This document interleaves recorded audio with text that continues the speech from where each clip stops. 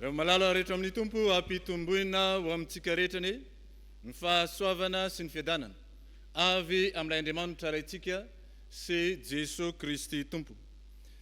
Miara-misaotra an'Andriamanitra ny amin'izao andro an'izao izay azona miara-miombavaka fa indrindra ihany koa ny amin'izay ankalazana an'Andriamanitra inivin'ny sahany FJKM ny amin'ny ity alahady ity izay totronam-bavaka ny sampana vondrona fototra laika ary dia miaraba ny fiangonana manontolo miaraba manokana ny vondrona fototra laika eto amin'ny FJKM atsimony Mahamasina noho izany fotoan-dehibe izay nomeny tompo anareo izany.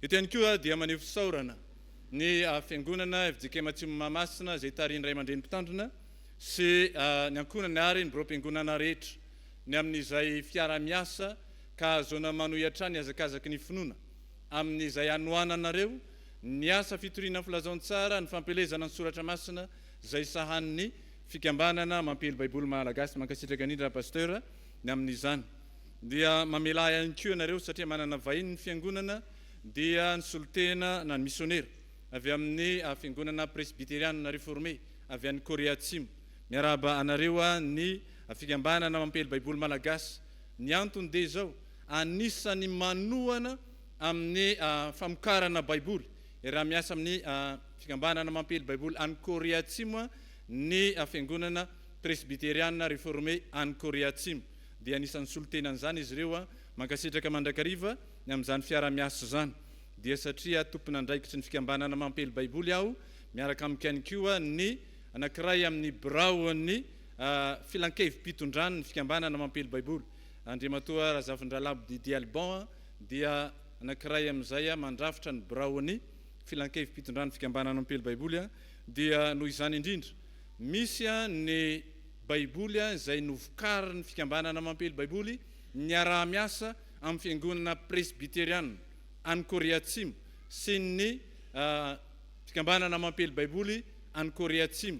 Izy io dia testamenta vaovao amin'ny teny pirenena telo, amin'ny teny pirenena malagasy, amin'ny teny pirenena anglisy ary amin'ny teny pirenena koreana.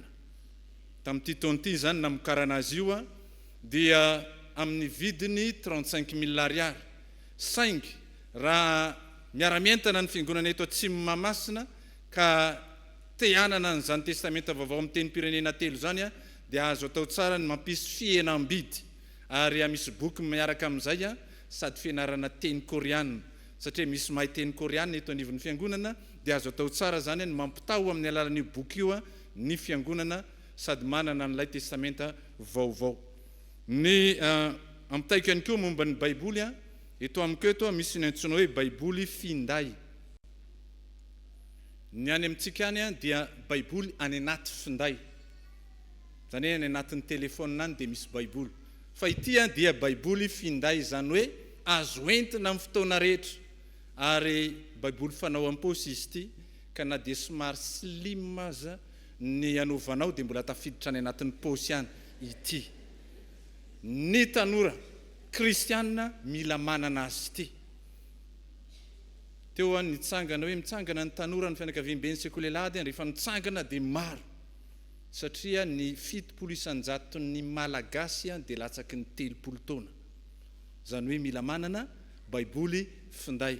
Ny vidiny dia mitovy vidy amin'ny pizza MM 25,000 ariary.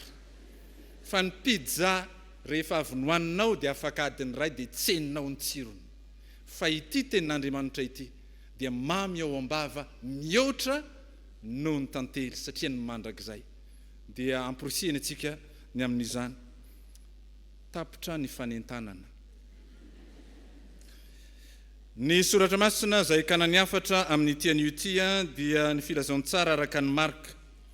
Marka 10 ny andininy 470 hatramin'ny andininy 250 izay averiko vakiny andray zany amin'ny anaran'ny tompo manao hoe ary tonga tao Jeriko izy ary vao niala tao Jeriko Jesoa mba amin'ny mpianany sy ny vahoaka betsaka dia nipetraka teo amoron-dalana Bartimeo jamba mpangataka zanaky Timeo ary noho nireny fa injay Jesoa avy any Nazareta dia niantso izy ka nanao hoe ry jesosy zanaky davida io mamindrafo amiko ary maro no ny teny mafy azy mba hangina fa vao maika ny antsoantso izy ka nanao hoe ry zanaky davida io mamindrafo amiko ary jesosy ny janona dia nanao hoe antso ilay jamba ary ny olona ny antso azy ka nanao taminy hoe matokia mitsangana miantso anao izy dia nanariny lambana izy ka ny antsambotra nankeo amin'ny Jesosy ary Jesosy namaly azy hoe inona no tianao ataoko aminao ary hoy ilay jamba tamin'ny rabony eo ny mba hampahiratina ny masoko ary hoy Jesosy taminy mandehany ianao ny finoanao no efa namonjy ianao dia nahiratra niaraka tamin'izay ny masony ka nanaraka an Jesosy teny andalana izy amen. Ny lohevitra izay banjin'ny sany FJKM ao anatin'ny volana jolay dia ny hoe olomboantso ny mpiny ary ho an'ny sampana vondrona fototra laika manokana dia anisan'ny naka lohevitra manao hoe laika voantson'ny tompo laika voantson'ny tompo zasy ianao izay voantson'ny tompo araka izao soratra masina izao dia misy zavatra telo izay andrasana amiko andrasana aminao ny voalohany ny olona izay voantson'ny tompo dia manaiky hanatona an'i Kristy ny faharoa ny olona izay voantson'ny tompo dia manaiky hampahiratiny Kristy ary ny fahatelo ny olona voantson'ny tompo dia manaiky hanaraka an'i Kristy hitantsika ao anatin'ny soratra masina io zany andeha ao andalantsika ny afatra ny olona voantson'ny tompo dia manaiky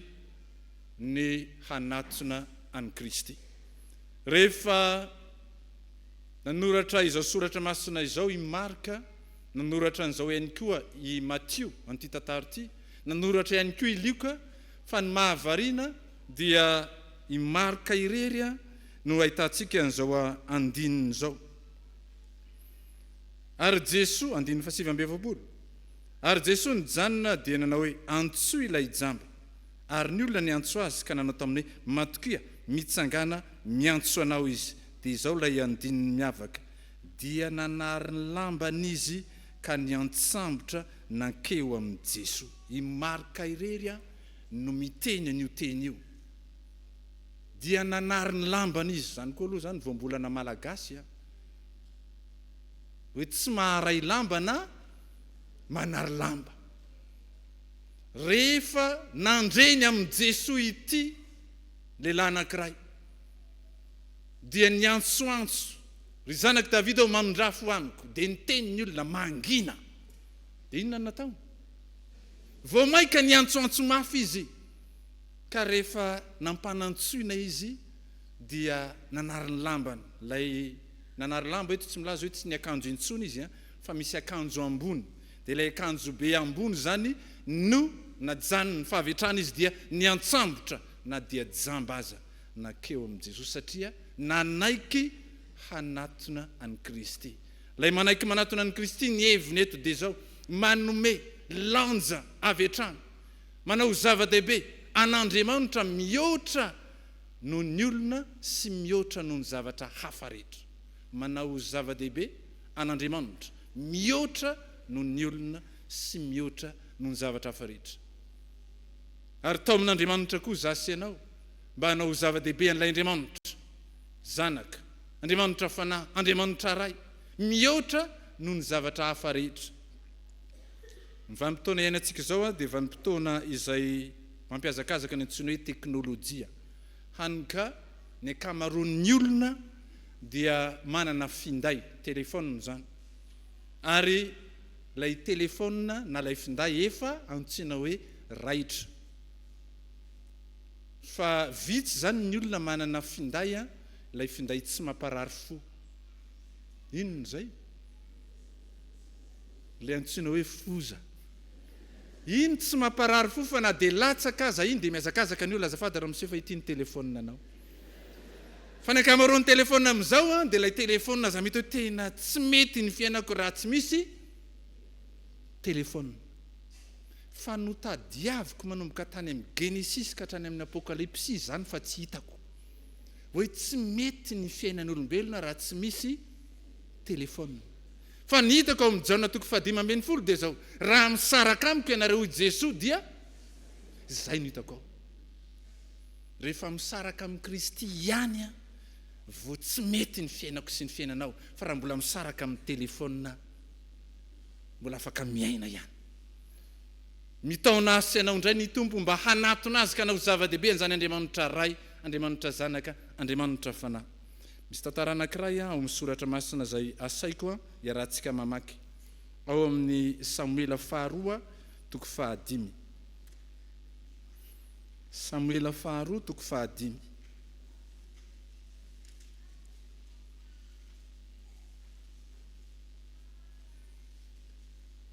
ovakiko ny andininy fa 8 sy ny andininy fa 7 dia ianareo ny angaviko iaraka maky ny andininy fa 2 sy ny fa 3 izao mamaky ny andininy fa 8 sy ny fa 7 ianareo kosa miara mamaky ny andininy fa 2 sy ny fa 3 amin'ilay Samuela faharoa toko fahadimy amin'ny anarany tompo ary dia tonga ny Filistina ka niakahaka teny amin'ny loasany rehefa hita ary Davida nanontany tamin'i Jehova hoe hiakatra mely ny Filistina va atolotra ho eo an-tanako va izy dia ho Jehova tamin'i Davida miakara fa hatolotro eo an-tananao tokoa ny Filistina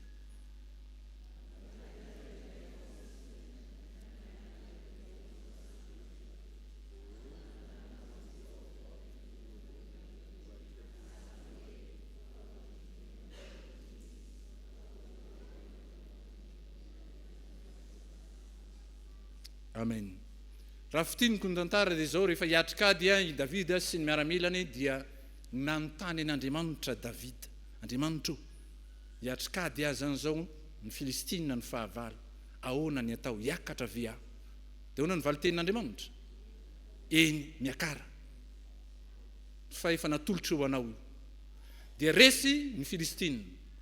Vao tapitra ny ady indray koa nisy miaramila ny Filistina hafa indray tonga iady ao amin'ilay toerana izay mitovy dia hoy Davida tamin'Andriamanitra Andriamanitra atao ohatran'ilay teo dia hono mivaly tenin'Andriamanitra tsy hoe Andriamanitra aza miakatra aza mandeha fa miodina dia rehefa nananka-toan'Andriamanitra Davida nandresy indray fa ilay sara intsaina hoe raha tamin'izay Davida no nanao lalakitan'olona inona no nitranga ataoko ohatran'ilay teo dia hoe Andriamanitra tsia zany hoe mametraka manao zava-dehibe an'Andriamanitra sy ny tenin'Andriamanitra miaino an'Andriamanitra miresaka amin'Andriamanitra isaky ny hanao zavatra na dia mahazatra aza zasa ianao eo amin'ny fiainantsika andavanandro tao amin'Andriamanitra indray tao amin'ny soratra masina indray hazoto hanaiky hanatona an'Andriamanitra mba hiaino azy hiresaka aminy isaky ny fo maraina dia miaino an'Andriamanitra miaino ny tenin'Andriamanitra miresaka amin'Andriamanitra mivavaka amin'Andriamanitra zany fa misy fotoana isika raha vao mifoha vao maraina dia avy hatrany dia inona indray ny azo androany dia tongava aminao araka fa miresaka amin'Andriamanitra misaotra anao Andriamanitra nomenao tombonandro ity no andro nataon'i Jehova ndeha ifaly sy ravoravo amin'izao dia ahoana Andriamanitra nitondrana ny andro anio inona no ambaranao mazoto manaiky ny manatona an'Andriamanitra fanjavatra faharoa izay tsy efa misaraka amin'izay hitantsika amin'izay niaina nyity jamba ity dia zao hoe manaiky ny hampahiratiny Kristy izy manaiky ny hampahiratiny Kristy rehefa nanontany azy ny tompo hoy ny tompo taminy inona no tianao ataoko aminao andininy faraika amin'ny 50 dia ahoana ny valiteny ny mba hampahiratina ny masoko fa mahavariana ny tenin'ny Kristy manaraka manao hoe mandehany ianao ny finonao no efa namonjy anao ny finonao ny hampahiratina ny masony nangatahany fa no masom-panahy na ny finony no hitan'ny Kristy teo aminy ary niteraka fanasitranana ho azy izay finoana izay ary izay ilay manaiky hampahiratin'ny Kristy ilay masom-pinoana ilay masom-panahy amiko sy aminao no andrasan'Andriamanitra. Fa rehefa mahita finoana ao amintsika Andriamanitra dia miteraka fanafahana, fanasitranana ho an'ny zavatra hafa rehetra zany. Nisy lehilahy anankiray ao amin'ny Jaona 5 rehefa nanontanian'i Jesoa izy ny hoe teo sitrana va ianao? Dia inona ny valiteniny? Ny problème ny olana manko Kristy rehefa etsehina io rano io dia misy misosoka eo alohako dia lasa tsy tongany aho. Ny fanontanian'i Kristy teo sitrana va ianao, inona ny valiny? Eny na ny fakapanao atsika koa rehefa manontany Tompo hoe inona ny tianao ataoko aminao, ka ny olana manko ry Tompo ny Tompo tsy manontany olana fa inona ny tiako na ny tianao ataoko. Dia ny valiany ilay manam-pinoana manao hoe ny ampahiratina ny masoko. Izasenao mila mandeha amin'ny finoana fa tsy mandeha amin'ny fahatsapana na amin'ny fahitana. Ary ny finoana dia miorina amin'izay ambarany tenin'Andriamanitra ary eo amin'ny Jesosy Kristy ilay tenin'Andriamanitra tonga nofo. Nisy vanim-potoana teto amin'ny firenentsika izay alehanao rehetra dia ahitana an'ity teny ity. Aza matahotra nofo fotsiny ihany. Makany a Dego ianao dia mahita an'izany. Makeny atsena ianao mahita an'izany. Makany a Tuiliara ianao mahita an'izany. Aza matahotra amin'ny nofo fotsiny ihany. Aiza ny misy an'izany? Ao amin'ny Marka. Fa ahoana ny mahatonga anazy ao amin'ny Marka? Satria ny ao an-tsaitsika dia tamin'ny vanim-potoana nisy olona anankiray teto amin'ny firenena manana ny anarana hoe ny filoham-pirenena malagasy tamin'izany anisan'ny nampiasa io teny io, fa tsy anazy io teny io. Kristy no niteny an'io. Ka ao amin'ny Marka 5:5-7. Ny tapany faharoa iny tsaroantsika iny. Fa ny tapany voalohany matetika tsy tsaroana. Fa tantaran'ny Jairo izay namoy zanaka. Ka ny teny ilay mpanompony manao hoe aza manahirana amin'ny mpampianatra fa efa maty ny zanakao. Dia izao ny teny eo amin'ny 5:5. Kanefa tsy nahoan'i Jesosy zany teny izany. Fa hoy izy manao hoe aza matahotra minofo fotsiny ihany. Izany hoe ny zava-misy dia manao maty ilay zaza. Fa ny fahamarinana avy amin'ny finoana manao hoe tsy maty eo, aza matahotra. Dia izay ihany koa no hitaoman'ny Tompo asa ianao. Tsy mandeha amin'ny fahatsapana na fahitana, mandeha amin'ny finoana. Tahaka ny aina an'ity jamba ity. Rehefa Kristy no reny ary fantany fa io ilay Mesia, zanak'i Davida, ilay Andriamanitra mpamonjy, dia avy hatrany izy nino fa io no afaka manasitrana azy. Ary izay finoana izay no andrasan'ny Tompo amiko sy aminao ihany koa. Misy mpaminany anankiray ao amin'ny soratra masina nanana mpanompona zatovo izy.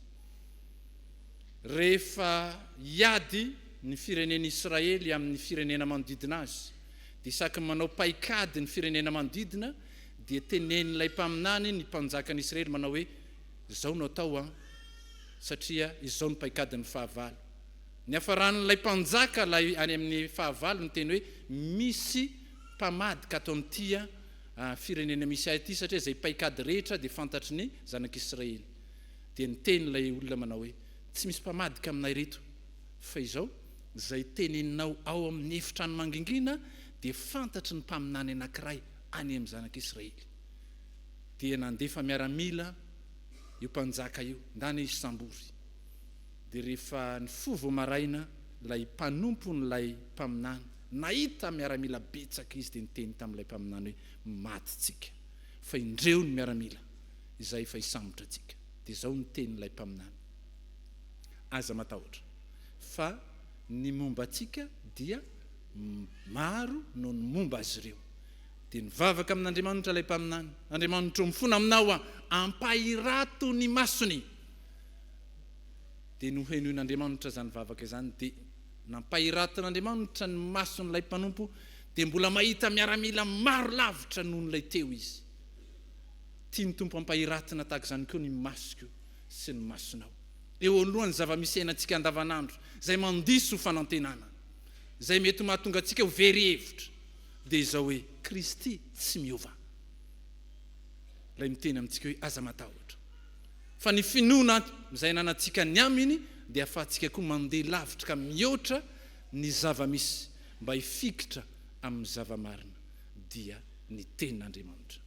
Raha lazaiko amin'ny teny frantsay na dia eo aza ny réalité dia ampiasao ny vérité hiatrehana ny réalité fa azo resena eo, azo ioarana eo, ary ny vérité Kristy. Izao ny lalana soamarinana ary fiainana.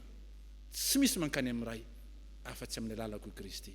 Je suis le chemin, la vérité et la vie. Kristy no miteny an'izany. Dia izy ihany koa no mila fikiritsika ny teniny no ivelomako sy ivelomanao. Ary ny zavatra fahatelo izay iantson'Andriamanitra asy ianao satria olombo antso ny tompo isika dia ny manaiky hanaraka ny Kristy. Hitantsika izany amin'ny tapany farany amin'io Marka 10:15. Ary Jesosy taminy mandehany ianao ny finoanao no efa namonjy ianao dia nahiratra niaraka tamin'izay ny masony ka nanaraka an' Jesosy teny an-dalana izy. Ary aloharia dia mpangataka teo amoron-dalana izy. Fa rehefa tafahoana amin'i Jesosy noho ny amin'ny finoana dia lasa nanaraka an' Jesosy teny amoron-dalana izy. Ny teny anankiray izay nandikan'ny Marka ny teny hoe manaraka io eto azany dia ampiasa teny fototra anankiray akoloteo io hoe manaraka io.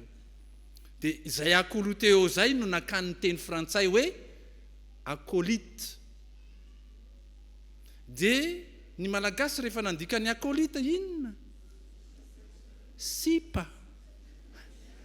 Fa tsy zany ny heviny teny io nanaraka an' Jesosy dia izao misy dingana telo. Mijery an' Jesosy satria Jesosy no eo anoloana. Fa ny faharoa miaraka amin' Jesosy satria mba hianatra amin' Jesosy. Ary ny fahatelo dia makatahaka an' Jesosy, lasa manahaka an' Jesosy. Manaraka ka mijery izay ataony, miaraka mba hianatra aminy, ary avy eo izy makatahaka lasa manahaka an' Jesosy. Zay natonga ny Paoly apôstôly ny teny hoe manahafa ahy tahaka ny anahafako an' Kristy. Izasy ianao zany rehefa manaraka ny Kristy dia lasa manahaka ny Kristy. Ka rehefa mijery atsika ny olona dia mahita n'ilay Jesosy kely mandendeha misy hiran'ny rijarasolondray be zay ihany. Jesosy kely izany tonga tio izy. Zasy ianao lay kristianina, lay manana ny Kristy. Rehefa mahita atsika ny olona dia mahita an'Andriamanitra. Lay epistily velona vakin'ny olona satria mandeha eny rehetra eny isika. Niantso atsika ao amin'izany ny tompo mba ho mpanarady azy, mba hianatra aminy ary mba hanahaka azy. Asan'ny apôstôly 10:7. Andeny ho jerentsika zay. Asan'ny apôstôly 10:7.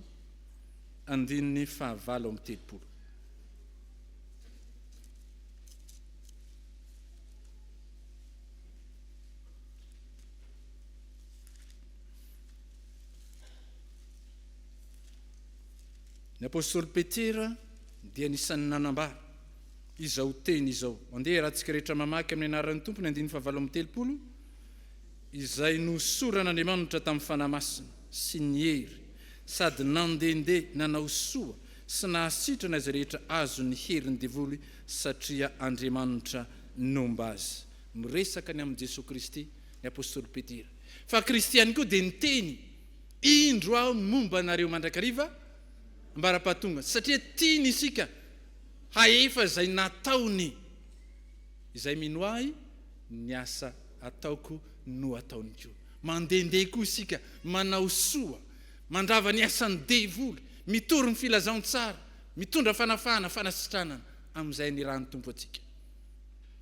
Manana antosiana lehibe ny vondrona fototra laika eo nisy sahany fijekena. Dia irahan'Andriamanitra ampianarany soratra masina mba azoto anatona ny Kristy, mba azoto ihany koa ampahiratiny Kristy ary mba hanaiky mandrakariva ny hanaraka, hianatra, akatahaka amin'ny Kristy, hizara fiainana eo misehatra anirahan'ny tompo azy. Izasy ianao no irahan'ny tompo amin'izany. ny voninahitra ny Andriamanitra irery fa izany teny izany toetra betsaka ao anatsika. Amen.